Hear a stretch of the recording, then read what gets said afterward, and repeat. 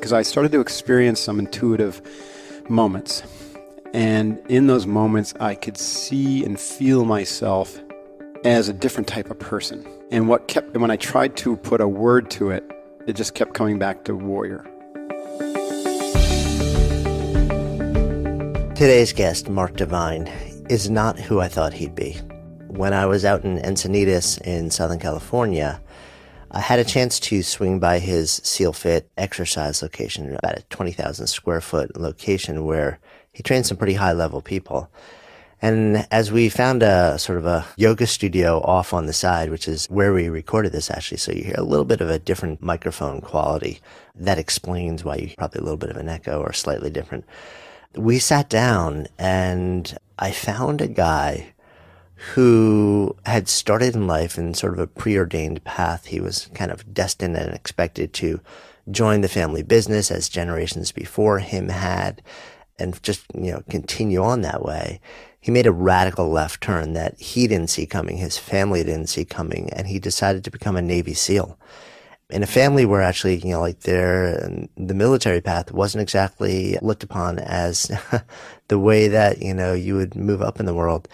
He made a really radical departure, and that profoundly changed his life. He rose up the ranks, became a commander, and a very well-known person within the SEALs and also within the military. And during this whole time, he had actually started practicing martial arts and sitting Zen from a very young age in his 20s, and developing a very deep exploration of mindset practices and stillness. And this informed a lot of what he was doing in the military. And it awakened him to the idea that beneath everything, beneath the ability to not just survive, but thrive in the toughest environments in the world, some of the most extreme circumstances, it really all came down to mindset. He started codifying a lot of his ideas and integrating these completely different worlds into a methodology he calls Unbeatable Mind and a book by the same name.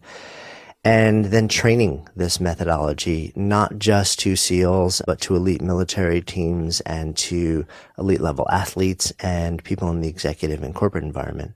So when I had a chance to sit down with him and really deconstruct where did all of this come from, I was amazed to really see how he pulled disparate worlds and ideologies and philosophies together to create something truly impactful and unique.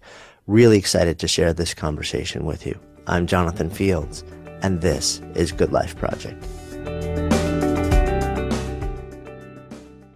We are in your location in SEAL Fit in Encinitas, California, which is this sort of legendary facility. But this is where you are now. I want to take a step back in time because you have a really fascinating journey. Seems like you're an athletic kid from what I've researched. You went to college and then you went to the world of finance, accounting. Mm-hmm, I know, right? Was that what was behind that choice for you? I think, frankly, what was behind that choice was lack of any other direction in my life at the time. And I grew up in a family that had a family business that's been around for over 100 years. It was formed in 1895 or something like that, called Divine Brothers, and they make stuff, just stuff, big machines and whatnot.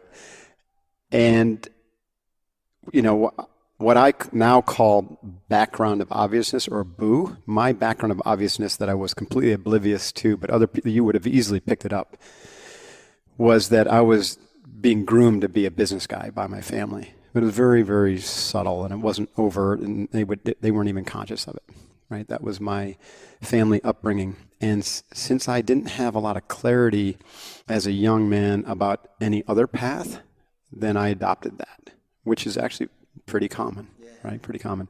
So at Colgate, I had a lot of friends who were just these rock star brains, 4.0 economics major type people. And they were all heading down to New York and getting jobs with, Morgan Stanley and Goldman Sachs and these types of places. And I thought that sounds pretty interesting. But I didn't have the GPA. I tried, but I didn't get hired by Goldman or Morgan Stanley. But I did get hired by Coopers and Lybrand, which is now PricewaterhouseCoopers.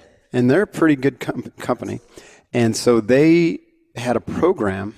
I don't know if they still do it, but they had a program where they were taking liberal arts graduates who had no accounting background out of elite Northeastern schools, Colgate being one of them, but they also drew from Princeton and Harvard and Yale and Brown and Williams and places like that. And they would bring us together. And so all the Big 8 accounting firms at the time participated. There's now only 4 of those Big 8 available, but Coopers and Lybrand was one of them. There's a bigger 4. Bigger 4, exactly. And they sent us, or we had to simultaneously get in by our own merits to NYU, Stern School of Business. So I had to apply, and I was actually conditionally approved because of the job. My grades were like right on the edge.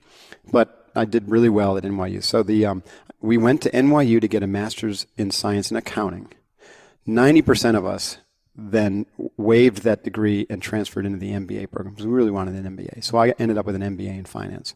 So the whole package was, hey, go down to New York City, get hired on with a really well-known firm, but you're going to be an auditor.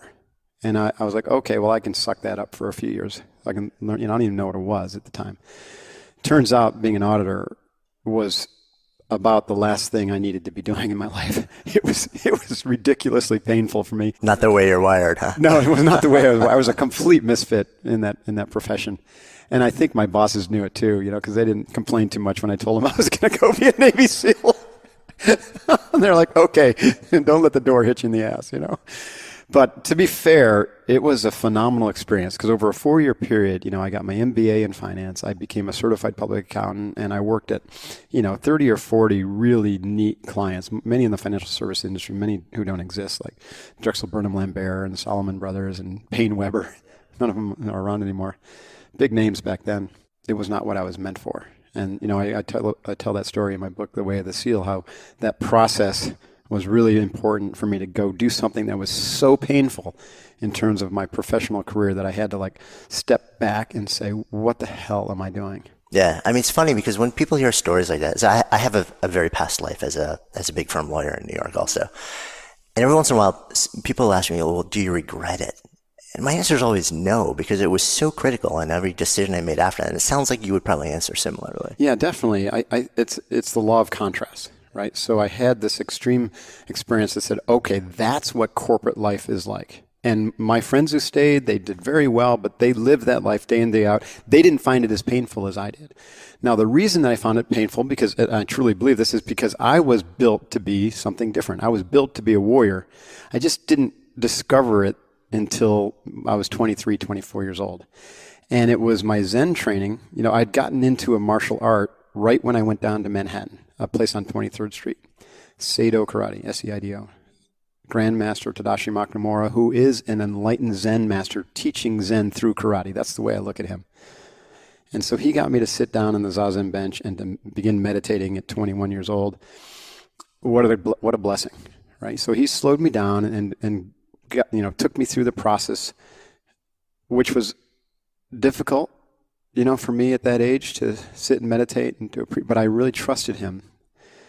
And so that process of, turning in and looking at the being of Mark Divine as opposed to the doing of Mark Divine really is what allowed me to open up the space to be able to see that contrast, that, okay, this career I'm heading down, which is going to end up with me back at the family business, is going to lead to some breakdown down the road. Because I did not feel a sense of passion. I didn't feel any sense of purpose toward it. I was just going through the motions because it looked good on paper and to society and the degrees and the MBAs. I mean, there was a lot of ego attached to it, but it wasn't my true self speaking. It wasn't my dharma, to use a Buddhist term. It was just me going through motions that were expected of me. Yeah, it was sort of a reaction to the outside proclamation of this is how you shall live your life. Yeah, and my parents thought everything was great, and my peers thought I was doing really well, and there was just all sorts of positive reinforcement coming externally, but internally, I was getting a lot of negative reinforcement. I was finding it difficult to wake up every day and say, get excited about going to work, and so I would get up and work out instead, and then go to work and just gut through until I could go to the gym at lunch, and then finish up my day so I could go to the dojo, right? And it was interesting, and so. But it was the moments of silence on the bench, and then we would do these weekends at the Zen Mountain Monastery in Woodstock. And the head monk there, his name is Dido. What an interesting guy, a former merchant mariner, covered with tattoos, chain smoked cigarettes, but he was this enlightened monk, who was a fascinating guy. Yeah, you can't tell from the outside looking in who's got the juice and who doesn't. I learned that long ago. So yeah, I mean, we could talk more about that later, but that was what really caused me to take a hard look at what I was doing and why, and then to ask better questions, such as, if not that, if this isn't it, not just being a CPA, but if business isn't it for me, at this stage of my life at least, then what? Obviously I wasn't going to be a professional athlete because that ship had sailed. What else was there for me? And so I was wise enough to stop there, and instead of looking at career possibilities to replace it, I stepped back even further and said, well, what is it really that I'm passionate about? And what is the sense of how I can make an impact in the world, right? And so at a young age, without even understanding and having never studied, like spiritual traditions like yoga or Buddhism, I started to ask, what is my purpose in life?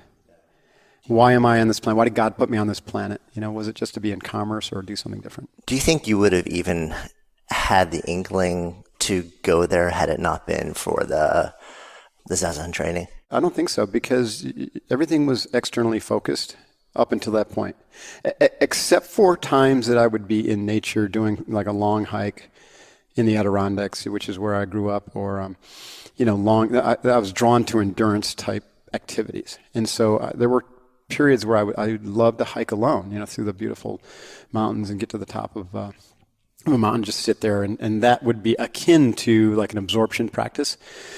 And so in some of those moments, I think I fantasized about something different, but there was no structure to it, and the fantasy quickly evaporated, and I went back into my role, my pre-apportioned role as a business guy in the Divine family. So it was the process of sitting daily on that bench and taking it seriously.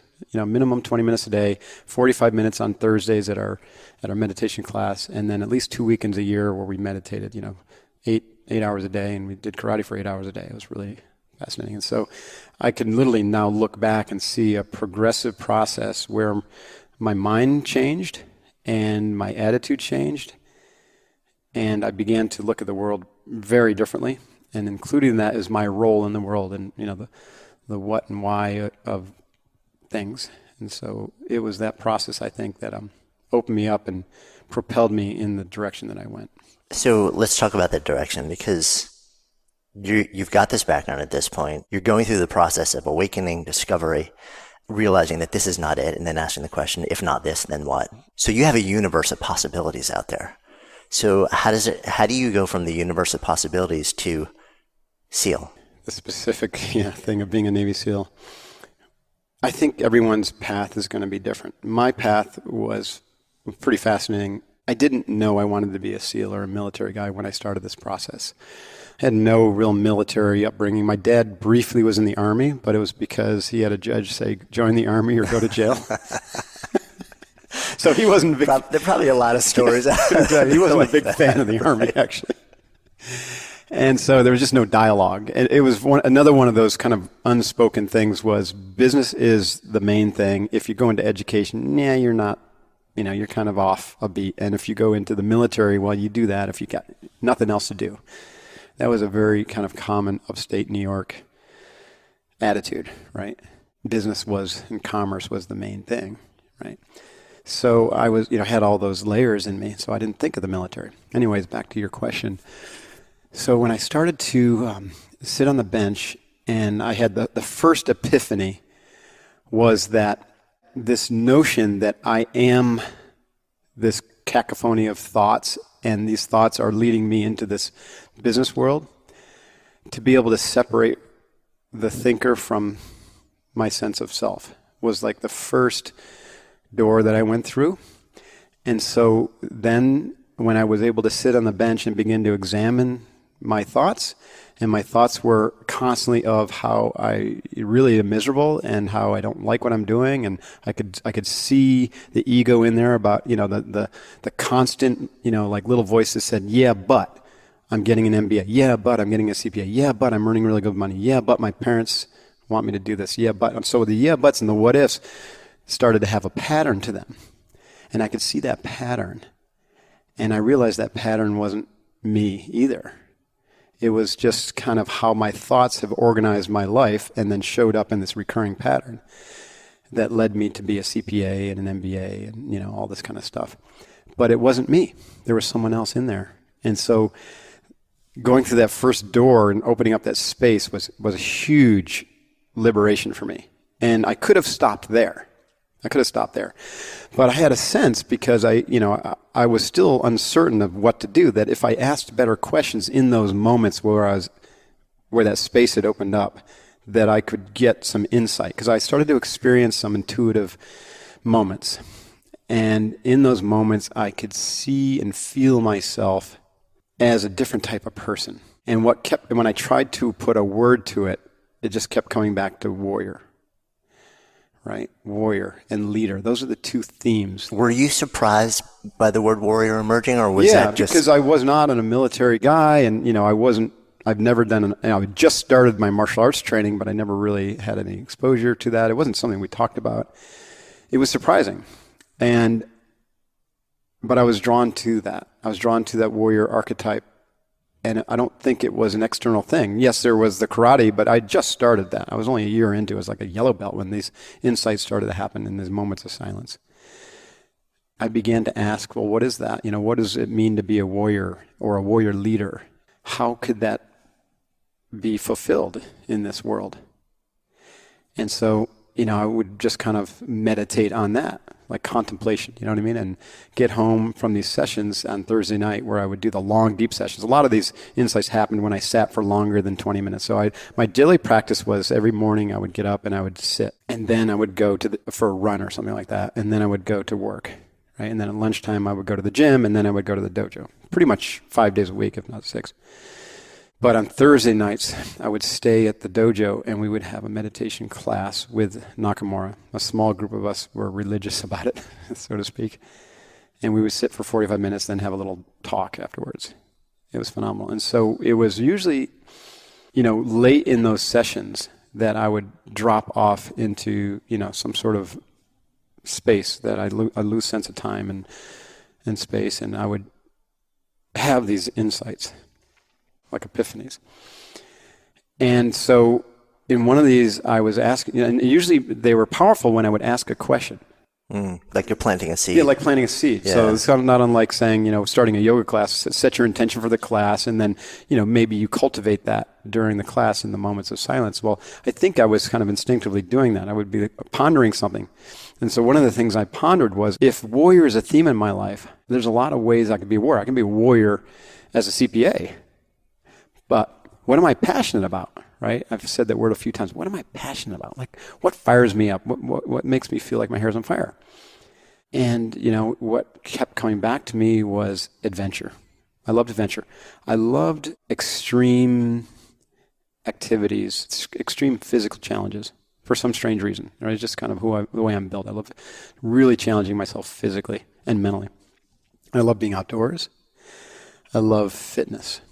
Not necessarily sports, right? Like I said, I was an endurance swimmer and I did triathlon and stuff, but I really liked the challenge of it as opposed to the competition of it.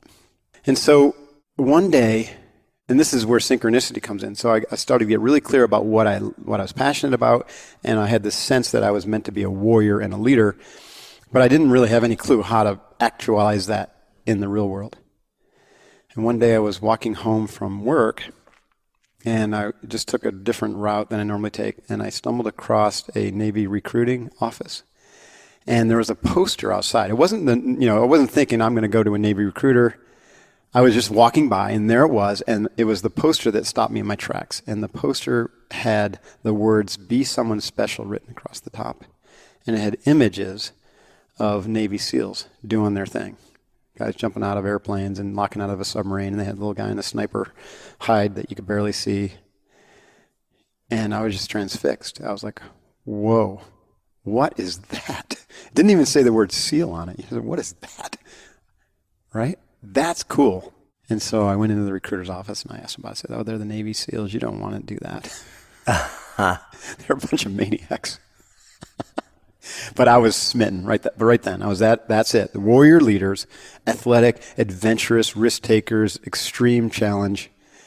I had never heard of them. And so as I got into it, that was it. Once I started learning about who they were, there wasn't much information. This is 1987. We didn't have all the movies and stuff. But once I got into it, I was convinced that was it. So, when I was ready, I was kind of shown the path, I think. It's so interesting how you plant the seed, and then I've had so many conversations, I'm sure you have also, where the seed is planted and it's just kind of there and it's growing and it's opening, and there's this moment of serendipity. And then you got to ask yourself, is that really, like, how serendipitous is that truly, or is something happening here? Honestly, after all these years, I think it's something happening, right?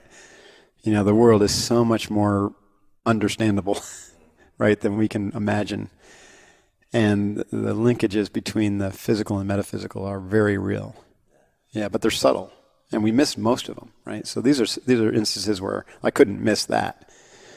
And in retrospect, when I look back, I'm like, aha, yeah, that was a moment of synchronicity, or something happening where I was either being directed, or that moment was kind of like set up for me. Now I could have chosen to ignore it, or I could have chosen to go into it, and I chose to go into that, and it was the right door to go through.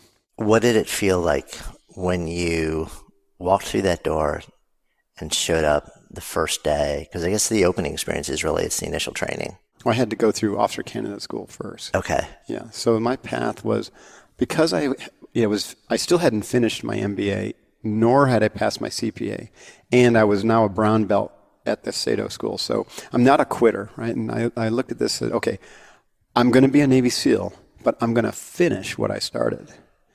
And so it was a little painful, but I committed, and it took me about 18 months, and I finished my MBA, and I got my CPA, and I got my black belt in karate at Sado. And the whole time, this thing is not letting go. No, it wasn't letting go, but I was actively training for it in my mind. So I didn't really need to shift my physical training much, because SEALs, especially back then, they were looking for endurance athletes, and I just crushed their screening test standards. So they said, you need to do a minimum of like 55 push-ups in 2 minutes and 55 sit-ups in 2 minutes, and swim, a certain amount of 500 meters in a certain amount of time in the combat side stroke, and run a certain amount of time with your boots on, for a mile and a half. And you needed to be able to do 10 or 11 pull-ups, something like that. Like, these are, they call the physical screening test standards. And I just blew those away. Just blew them away. And so my scores were really good. I knew that I didn't have to do much different in my physical training. But so I said, well, what's going to make the difference for me is the mental training, picking up where I had learned what I'd learned from Nakamura, and to add visualization to it.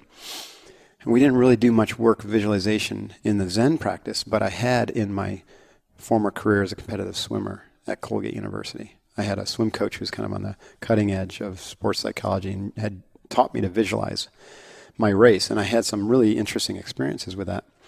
So every day when I would sit, I would sit not just to meditate and contemplate about my life, I would sit and go through a process where I would take myself into a deep state of acceptance or readiness, or whatever you want to call that, deep state of concentration, and then I would visualize myself going through SEAL training and just crushing it and dominating it, and being healthy and being a good leader, and all what I could imagine the type of person I needed to be a Navy SEAL officer. So every day I practice it in my mind. That was really cool, because about a year, 9 months is more accurate, about 9 months into that process where I said, I'm going to be a Navy SEAL. And I began, so I still had to, working, still that routine I told you, every day I got up and ran, and then I go to work, and then I go to the gym, and then I go to the dojo, still finishing up those 3 major goals that I had. But every morning I would practice in my mind, being something else, becoming someone else. 9 months into that, I had this profound shift where it suddenly felt like my destiny. It felt like it wasn't a wish or a hope or a desire, but I had shifted over into this was an absolute guaranteed thing, that I had already won this in my heart and mind. And I just needed to continue the process of going through the actions, in the world. And what's really cool about that is when that happened, when that shift happened, I still hadn't gotten in. The Navy still hadn't said, you're accepted. But about a week later, talk about another synchronous moment. A week later, my recruiter called me. He's like, Mark, congratulations. You got your billet to officer candidate school with a guarantee to go to SEAL training afterwards. And I said, great. He goes, you don't understand how rare that is. Like, there's only 2 people they're going to select this year. from the civilian world. And so it's to this day, it's the most challenging path to get into the SEALs is to go from a civilian career in your mid-20s through officer candidate school to SEAL training. But those guys tend to make exceptional officers because they've got that real world experience. The other path is through the Naval Academy or the Reserve Officer Training. And there's not that many SEAL officers to begin with. I think maybe 10 or 11 a year get through the program. So anyways, that was quite an honor. And yet I already knew it was going to happen. And then he calls and tells me. And so I was like, cool, there's another indicator that I'm on the right path. And then I finished up my MBA CPA and I got my black belt all literally in the mail. All the MBA and the CPA I got in the mail, the certificates itself, in October of 1989. And I took my black belt test at the end of October, became a first degree black belt. And then I was on a bus to Newport, Rhode Island for Officer Candidate School in November of 1989. Checked into my SEAL training class 170 in March, the end of March of 1990. What I'll say is that when I checked in and stepped across the quarterdeck, I had this sense that I had been there before, and I'd never even been to California before. But all that work of visualizing it and, just living it in my mind had prepared me. So I had a great sense of confidence that I was ready for that. And I'm placing your age now. You're at that point 26, 25? I was 25. I turned 26 in SEAL training. Did you have any sense of how extraordinary that type of mental, spiritual, intellectual process was at that age, let alone any age? No. Do you now see now how extraordinary it is? In fact, I'm very passionate about teaching it. Yeah. And our program, I don't want to jump too far ahead, but I was so intrigued with that process because going through BUDS was easy for me. I tell a lot of people it was fun and easy. And out of my class of... BUDS, just for those who don't know. BUDS is Basic Underwater Demolition SEAL Training. It's the hardest military training on the planet, right? 185 very, very fit, very qualified men in my class classed up, started on that day with me. 19 of us graduated, and I was the honor man of my class. And it wasn't because I was better than any one of them. It was all the mental training that I had done. And I just took it for granted. But I give Mr. Nakamura and my swim coach a lot of credit for planting those tools inside of me. But I had to figure out how to work them and combine them. And that was, I don't know where that came from. It was just dumb luck. Yeah, I mean, that's what I'm kind of blown away by because it's extraordinary. It's interesting. It's like you're wired in a way where somehow you gravitated towards wanting to learn and wanting to go deep into these processes, and then to commit to a daily mindset cultivation practice in your early 20s without some sort of, it's so unusual. Without having to go to a monastery. Right. Especially with, because it's based almost entirely on just being and breathing and creating space and having faith to a certain extent and really long-term perspective and releasing expectations. Not the way your average 20-something is wired, let alone anybody at any point. And not to mention the incredible distraction of all that stuff. Work, school, CPA, right, and being in New York City. Girls, fear. Right, in your 20s. Yeah, I mean, it's really, when you zoom the lens out and look at that, it's extraordinary. Yeah, I think I was disciplined. I think I was disciplined. And I also believed, I think that's the power of a mentor. Like with Nakamura and even my swim coach, these guys were really good people. They were people that I wanted to trust. And so I did trust. And they were trustworthy, right? And so I looked at, particularly Nakamura, who I consider like my first true mentor. He had the character traits that I aspired to develop as a warrior. Probably the most profound being his humility. And it was so rare. And honor, right? The way that he honored every individual, every student, every situation, his parents, right? The Sado community, and the way that people honored him and the respect. So honor, respect, humility, and trust, right? I learned these values through osmosis and through observation and also through his dialoguing. I didn't just learn what they meant. I began to live them.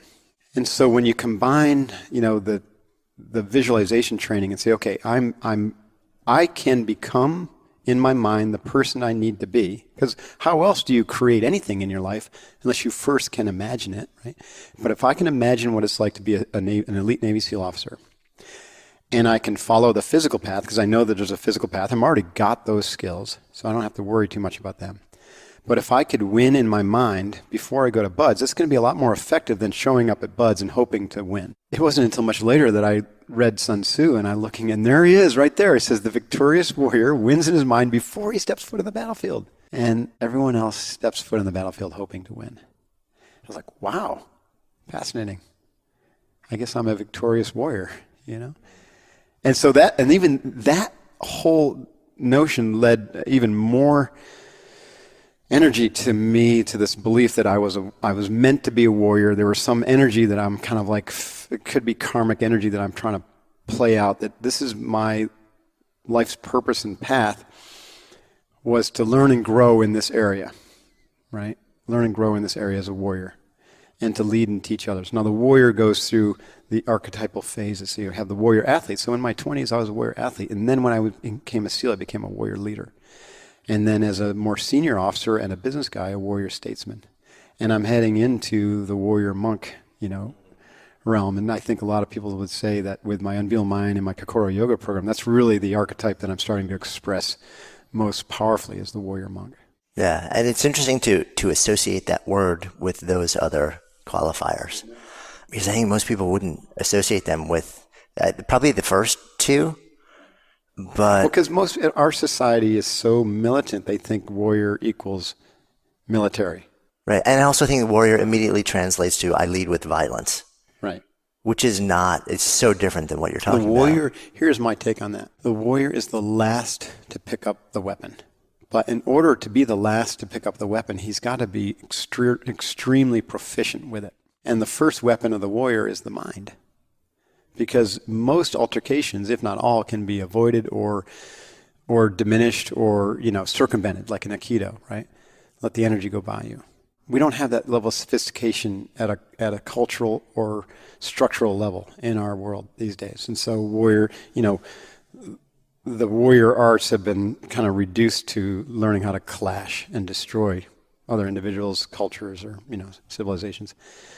But the highest level, the warrior is a protector, right? A sheepdog, someone willing to defend if someone who doesn't have that level of development comes after you, like a violent attacker, the wolf, the ISIS, individual. So the warrior is not prone to violence, but is capable of violence and will use it under the right circumstances. And in the context of the military, as a Navy SEAL, I was duty bound through my contract with my teammates, right, and my country to master violence and then deploy it in the protection and the defense of the country.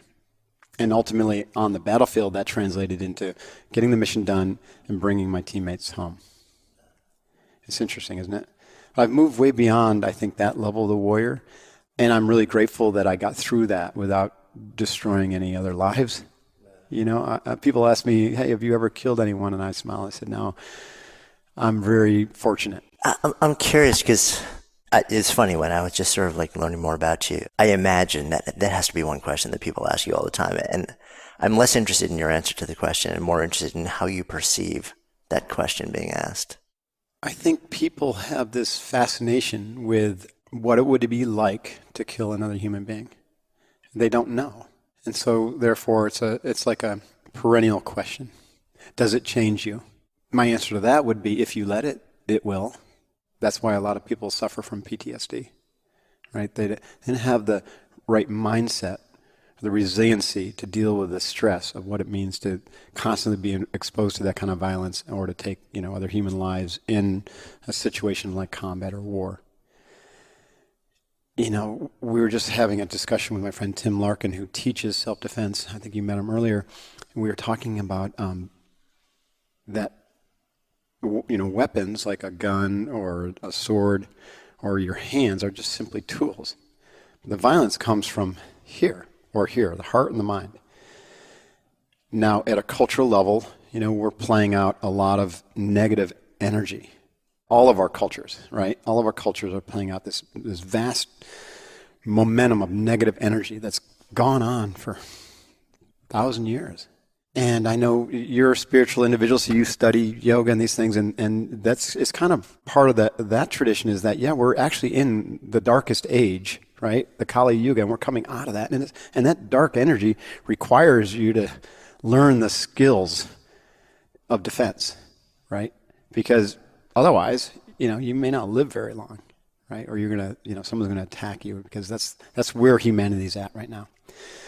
And yet there's some hope, and my vision is as well. And a lot of people who live around here on the California coast, which my parents would call the land of the fruits and nuts from back east, is that we are actually shifting into a kind of a new age. We're shifting out of the Kali Yuga into another age, which is, going to be a little bit brighter, right? And it's going to evolve. It's going to evolve human beings at both an individual and a collective level to a higher level of consciousness. And in this higher level of consciousness, what I'm looking at trying to teach, or what my vision is to teach, this notion of the world-centric warrior. And I've been specifically using those terms even with the SEAL candidates that I teach. It's like, you're learning these skills not to go play whack-a-mole with ISIS, because that's not going to really get us anywhere. What we need to be thinking is, you're a world-centric warrior, and you are first fighting for humanity. And then you're fighting for the United States of America. Right? And that, and operating out of that level of consciousness will have a demonstrable effect on the decisions that you make in the battlefield, in the moment. And also, you'll be committed to a self-evolutionary process that is deliberately trying to evolve or affect your own evolution. So that's what I teach to Unveiled Mind, is to take control of your own evolution. And these practices, like we were talking about, the practices of breath and concentration and meditation and visualization, when combined with a powerful vision for the future and an ethos, which is kind of the boundaries to kind of guide you there, will have an accelerating effect, or an accelerant effect, on your own development as a human. Obviously, this presupposes that you believe that you can grow. And most people don't believe they can grow. Yeah. It's like Carol Dweck says, right. Growth mindset versus fixed. Once you believe that you can grow, then the next step is to say, why don't I take responsibility for that growth instead of just hope and wait for it? And so, Unveiled Mind is that growth program towards self-mastery, so that you can serve boldly as a world-centric leader or warrior, or whatever version of warrior you want to. Yeah, it's so interesting, the difference between growth and fixed and Dweck's work. And there's one of the things that I discovered, which really resonates with what you're saying, is that no methodology on the planet will be effective in helping you in your own personal growth and helping you make a difference in the larger scope of society until there's even the slightest belief in the possibility that it will work and that there is a there. So we can have the best technology, the best methodology, the best philosophy, but unless there's you don't have to buy in 100% that yes, but you've got to at least believe that, okay, so maybe this is possible. Maybe something different is possible. Maybe a different way of being is possible in the world. Maybe a different world is possible. I don't have to buy wholeheartedly that it's going to happen, which is the place that you eventually move people to.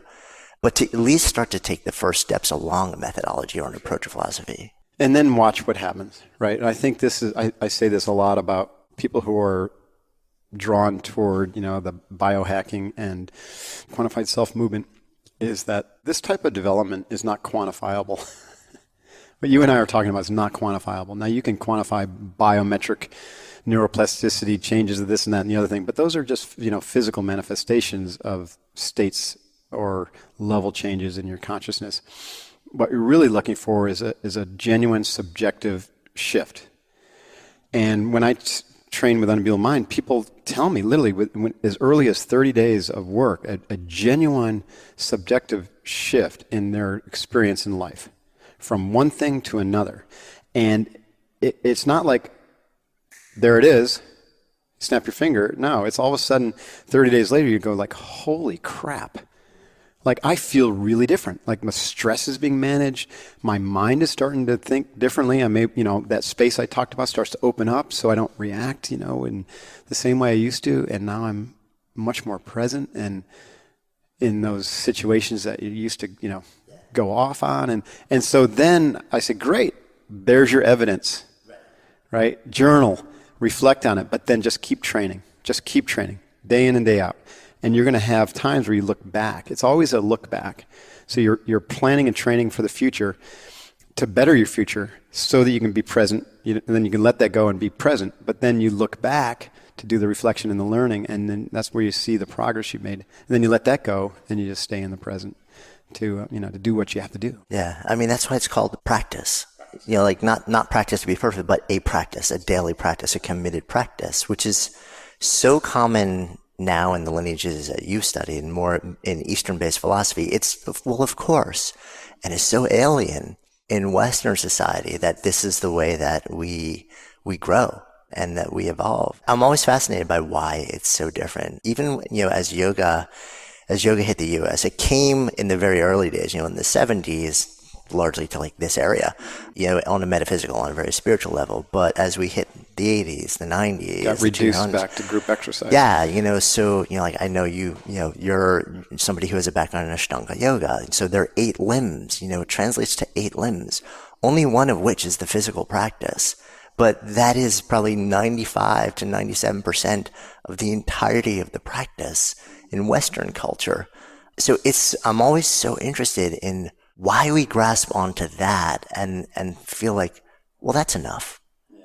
When the juice, the beauty, the grace that emerges happens when you move beyond that, when the practice builds outside of that. Well, I think it's just the way the Western mind has evolved and been trained to think. It looks outwardly, right? It's trained to look outwardly. The dominant area of the brain is, the prefrontal lobe, the neocortex, the rational decision maker. Scientific materialism is the main thing. And everything else, any type of subjective science or liberal arts is kind of diminished. And we just never at a cultural level had any, besides maybe Christian mysticism and Christian contemplation. Like the Mertens and... Right, yeah. But those really got sidelined. Yeah, very much so. And Christianity became more about an I-thou relationship, which would be like born-again Christian, or a church relationship like the Catholics. Instead of contemplative. Instead of the contemplative. The contemplative practices in the Christian tradition got sidelined. But they're very powerful, right?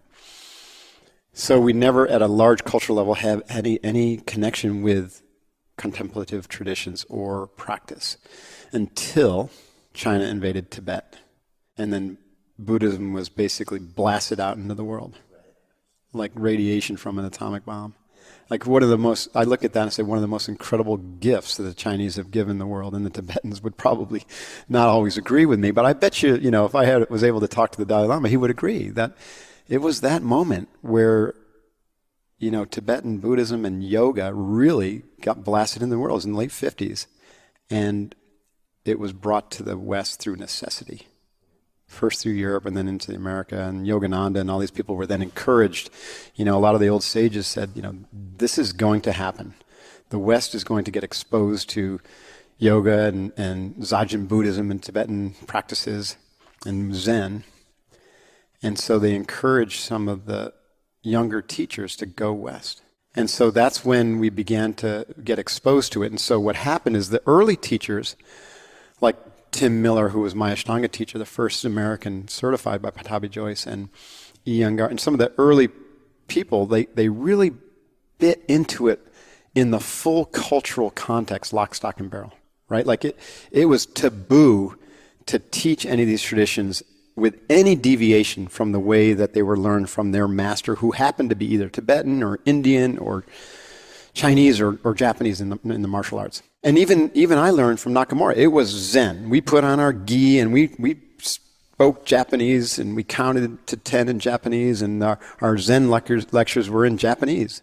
And so what happened with me is when I went into the SEALs and I started to work with these tools, and then I started to teach SEAL candidates, like I literally, for once the first time I taught them yoga and some of these practices using the Sanskrit terms, and they literally were rolling their eyes and just like, what a flake, Right. And I stepped out of that and said, okay, no more. That's never going to happen again, because these guys don't want to think like an Indian, and they don't want like Hindu mythology. Yeah, you got to be the translator. Yeah, and so I said, okay, I've got to recontextualize this, and I've got to break it down into its component parts, because some of these things are way too complicated, and they're not built for our generation, this modern world. And so that's where I've, with Unbeatable Mind, I've taken a very practical set of tools that help me dominate SEAL training, survive as a SEAL leader, become an exceptional special operations leader, and also translate it into the business world, as an entrepreneur, and understand them as I studied these other traditions, especially yoga and contemplation and Tibetan Buddhism and all these things. I love studying that stuff because I can see all these linkages, how their similarities are all there. So interlinked, and realize that we're all talking about the same thing. So it's just given me more and more confidence that this set of tools that I'd learned early on and evolved are actually on the right path. And so I still teach them. The only place I teach them with any kind of connection to that lineage is in our Kokoro Yoga program. And even then, we've taken Kokoro Yoga and brought it back to being a personal practice for evolving yourself along all 8 limbs. And I've renamed the limbs strategies and tactics. Yeah, there's no Sanskrit, But I mean, it's so interesting, right? Because you go into the lineages, and like you said, very often, teaching wasn't didactic, it was transmission. And the teachings were the teachings, the words were the words, it was what it was. And your job was simply to receive it and master it.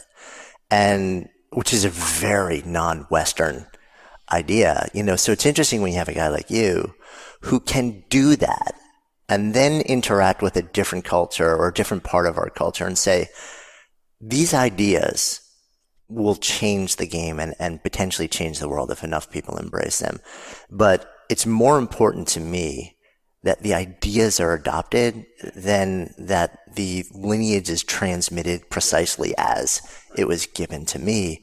So and then you have there's something inside of you that says, it's okay for me to be the translator and deliver it in a way which is different, but still preserves the essence of what it's meant to do. Absolutely. And I think that's my dharma. That's my reason for being here, is to step into the brink in our world. When the going gets tough, the warrior steps into the brink to take care of business. So my warrior archetype is saying, okay, everyone's got to do their part. One thing that I have a skill at is to translate these tools and practices to a modern audience. And I've proven it first with Navy SEAL candidates who then go crush training. Like 90% of our candidates that we train deeply in these principles get through BUDS training, and they check, we got it, right? Completely in control. They understand the game. They don't fall into the mental and emotional pitfalls that lead to failure like the other guys. And then, business leaders and entrepreneurs and even sports teams, we've trained, probably 20,000 people since 2007 when we started, and seen just some tremendous growth and breakthroughs and progress. And so it's really validated this approach. And that's given me such great feedback that we're on the right path. And I feel like we're just getting warmed up. The reason we kind of spun out into 3 brands is because I realized SEALFIT, which was the original business, and I still have SEALFIT, was adding the SEAL to the name was a limiting factor for me. And it's also a very physical approach, right? Like we enter through that third limb. It's the asana and the yoga practice. The asana and developing mental toughness through hard functional training is what SEALFIT is. But there's a lot of people who just need to come in at other places, right? So Kokoro Yoga brings people in who are like, I'm looking for a spiritual practice, but I don't want to go to a yoga studio. Boom. Come into Kokoro Yoga. You're going to learn all the tools of Unbeatable Mind through Kokoro Yoga as a daily practice. And then the executive says, well, I need to perform better at my work, and I need my team to up-level themselves. So I'm looking for a program where we can all up-level ourselves for our professional success. And so that's a little bit of a Trojan horse, too, because then we bring Unbeatable Mind into their organization and the individuals, and all of a sudden they're like, why? I feel so different. I'm like, yes, right? Because you're evolving as a human being. You don't have to call it spiritual growth, because that term, has been thrown under the bus quite a bit, too. And these days, even the term personal development has, because I've been thinking about this also, language to me is very important, yes. Especially when you want people to be able to step into that language. What's the language that to me, human potential feels interesting, but it's still, there's a reaction to that. What's the language that you use to share these ideas in a way where people's defenses are like, no, I'm good? Well, I just kind of am authentic. I speak a language that's very practical, drawn from my career as a Navy SEAL officer and a business guy.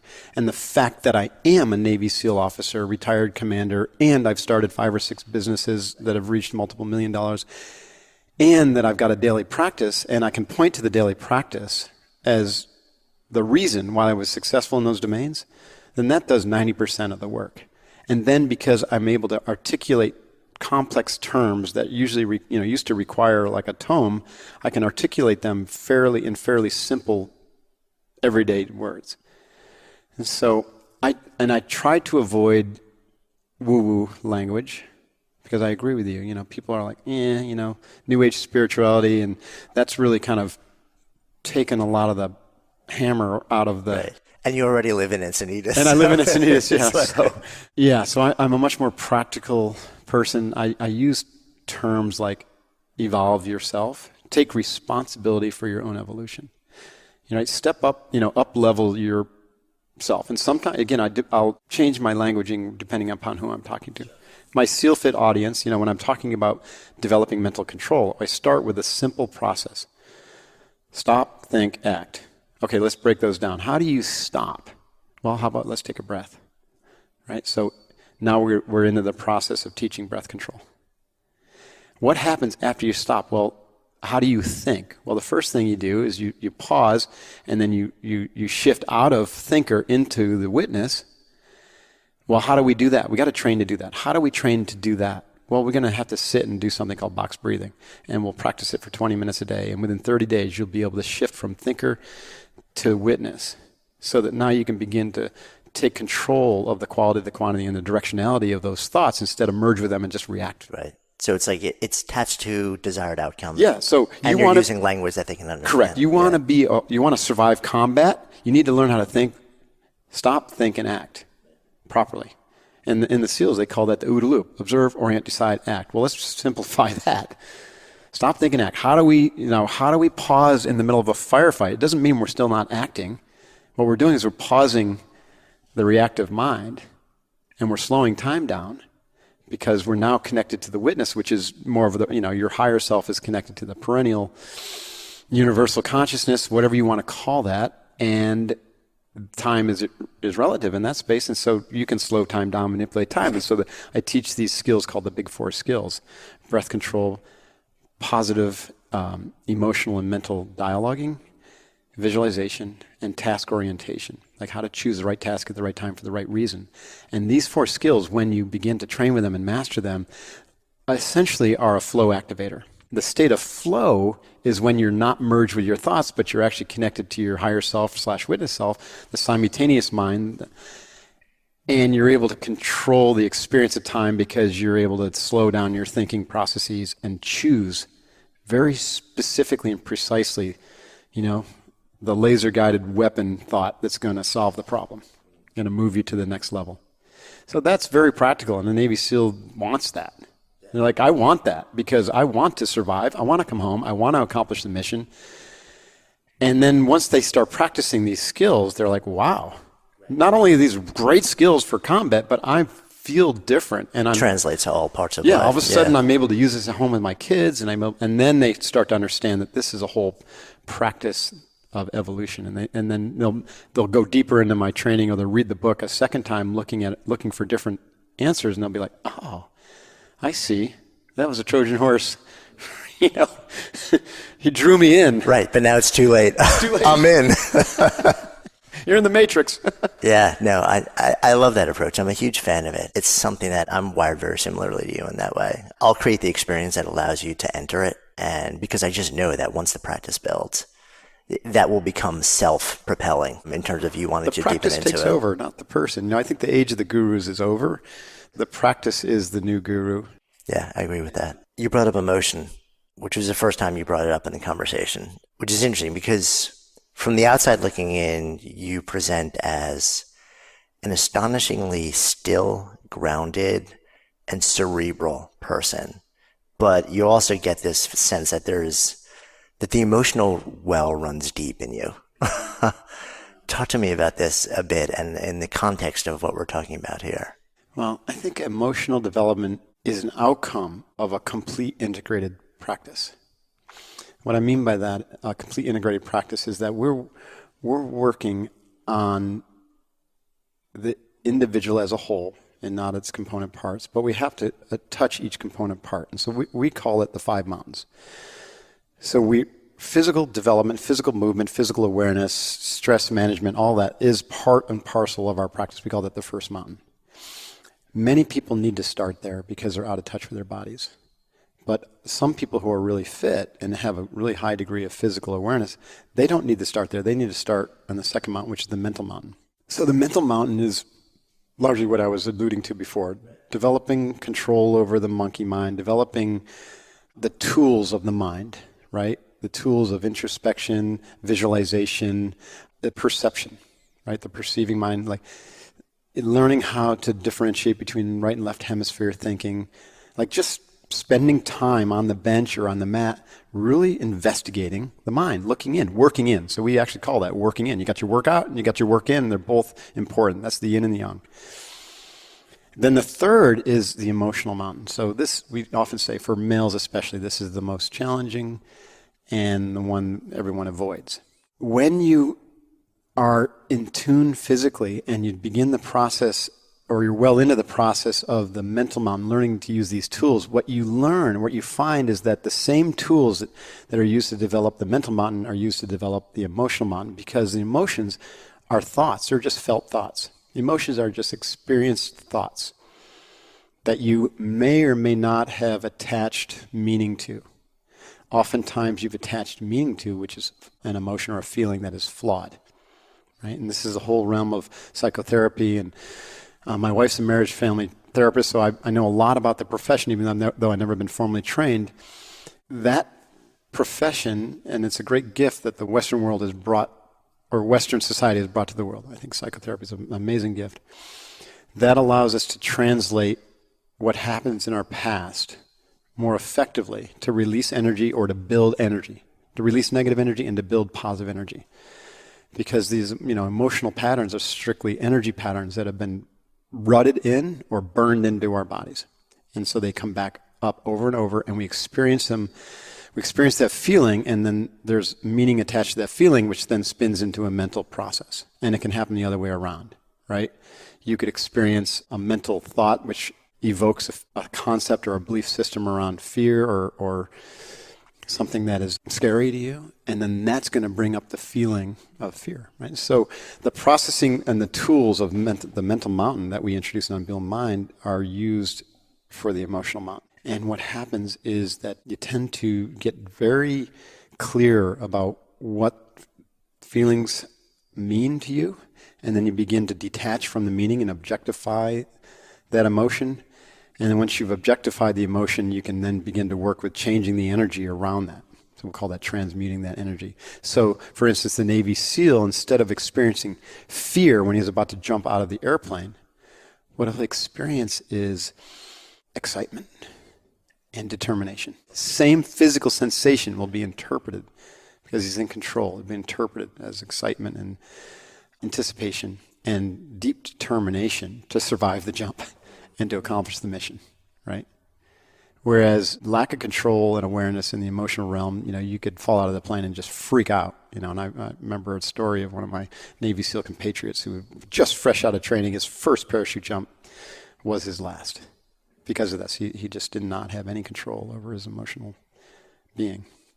Let me finish these up. The fourth mountain is intuition, and the fifth we call kokoro, which is a Japanese word that means heart-mind.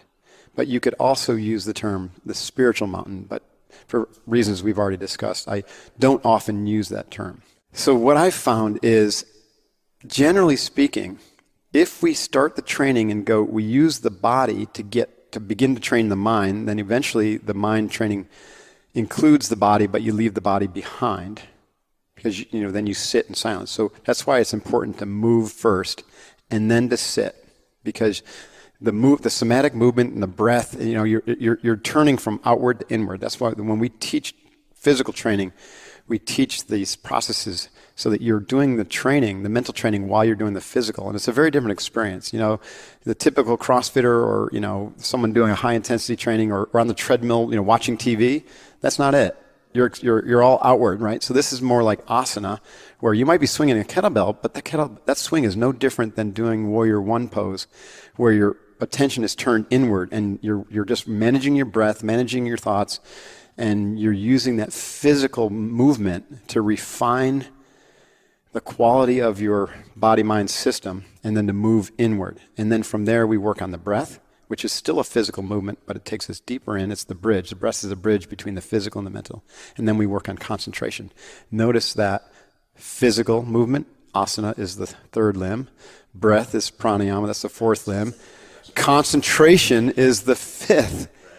Isn't that fascinating? So Patanjali had it all lined up for us. Right. It's like you look at all those traditions. It's so cool to see the way you've taken this and said, okay, let me reinterpret this and share it in a way where it's going to go down easy with people who really need it in the world these days. Yeah, so powerful. I want to come full circle with you. So the name of this is Good Life Project. Actually, I want to ask you one other thing, kind of just piggybacking on the idea of emotion. Because one, the way that you were describing it, one way to receive that, I think, is we learn to strip away the emotion from experience and just be calm. And someone might look at that and say, I don't want that. I want to cry. I want to laugh. I want to feel the full sweep of emotion. How does that land with you? The more I do this work, the more I laugh and cry. I mean, I cry like a baby at the movies. It's kind of hilarious. I have to sit in the corner because I don't want people to see this big Navy SEAL commander like bawling. So it's not about numbing. It's a mistake. We're not talking about numbing. Is the opposite of what we want to be doing. But we want to experience, but be not attached to it. And we want to let the experience flow so that it doesn't get trapped. Because you might have spontaneous joy and you just let it go. And then it flows through you. It's like here's a great metaphor. The emotion is like a cloud passing over the mountain. You're the mountain. You're not the emotion. Same thing with a thought. The thought is the cloud. So thoughts and emotion are the same. It's the cloud passing. Let it pass. If you try to grab on and hold on to that emotion because you want to experience joy all the time, guess what? You're just setting yourself up for when the suffering comes to think that everything's fucked up because you're suffering now. No. When the suffering comes, dive into it, but translate it effectively. Don't be attached to, root causes, because usually that's, early childhood stuff, and, you just you got to forgive all that stuff. I guess that's been the shift in this country also, from sort of more Freudian analysis to CBT and now mindfulness-based therapy. Mindfulness and like emotional focus therapy, EMDR are extremely useful for this because it allows you to identify the early roots and to disassociate not from the feeling, but from the meaning that you placed on that emotion. And then, you should get angry, right? You should get angry if someone does something unjust to you, but you're not attached to that anger, and you're not going to let that anger control you anymore. Yeah. It's like I am angry. It's not I am anger. It's so interesting also because I'm sure you've been exposed to this so much, PTSD you brought up. So much of the work that I'm seeing going on in that space right now, Bessel van der Kolk and that, are really saying, actually, we can't unwind what's happening in the mind unless we embody somebody, unless, we've got to bring the physicality and the movement into this because it's body deep. And reverse engineer it out of that as well. Yeah, we're taking some PTSD vets over to Greece in September, and we're going to do the Spartan trail with them, meaning we're going to hike from Sparta to Thermopylae, where King Leonidas took his 300 Spartans. And so and we're going to pair these vets up with CEOs. And by the end of the trip, I'm quite confident that the vets will be serving the CEOs as much as the CEOs are serving the vets. But the point is that they need to get into their body and go through this process. You go through the 5 mountains in that progressive order, but if you can provide great meaning and context, right, to help these guys have a purpose, right? So we ultimately, vets are seeking identity. They've lost their identity, and that's great cause. They also have a lot of, stress in their nervous system, but that can be dealt with through yoga, mindfulness, breathing techniques, not drugs, right? So, drugs are the biggest destroyer of life in the vet community. 22 suicides a day, I think. It's just an incredibly sad number. So you're right. Fortunately, there's a lot of movement toward integrative recovery practices with the vet community. And, though no one has used these words yet, my feeling is that the mind and the body are one. Yes, we have a brain, but our heart is part of our mind, our belly is part of our mind, our nervous system and spine is part of our mind. Ultimately, our skin is part of our mind. Our body is a mind. And so when we talk about a whole mind, training the whole mind and elevating your consciousness, how could you not move the body? How could you leave the body behind? You need to reassociate and re-engage the body and live it. Live into the body. Live through the body. So the mind becomes, every movement is a movement of the mind. All right, so we'll come full circle for real now. I think you and I could probably talk for days. I love it, yeah. So, Good Life Project. If I offer the phrase out to you, to live a good life, what comes up? I think it's to live a life that has intense purpose and to be aligned in that purpose passionately, and then to develop an ethos that, and what I mean by ethos, it's more than values, right? It's knowing where you stand in life. So you're not going to get pushed around, and you're going to make those tough decisions in spite of maybe some uncomfortable consequences, right? That's really the warrior's way. To step into the warrior archetype that everyone has is to do the right thing in spite of the consequences. Now, as a Navy SEAL, that might mean you have to lay your life down for your teammates, and that's an extreme example. But for the everyday person, the consequences aren't nearly that severe, and we usually blow them up to be greater than. And we have this saying that it's better to live a life of discipline than a life of regret. And so the ethos and knowing where you stand allows us to live a life of discipline and to make good decisions that are for the good of humanity, as well as the good of our country, as well as the good of our company, as well as, good of our pocketbook even. And that takes great discipline. So to me, that's the good life. Hoo-yah. Thank you.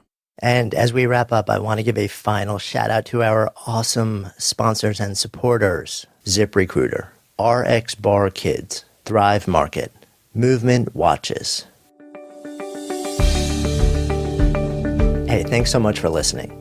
Be sure to click on the subscribe button in whatever listening app you use so you'll never miss an episode. You can also help us continue to grow and bring more people into the conversation by visiting our amazing sponsors who help make what we do possible. Most important, if something has really resonated, don't just spin it around in your head. Share it with others. Turn it into a conversation. When ideas become conversations that lead to action, that's when real change takes hold. I'm Jonathan Fields, signing off for Good Life Project.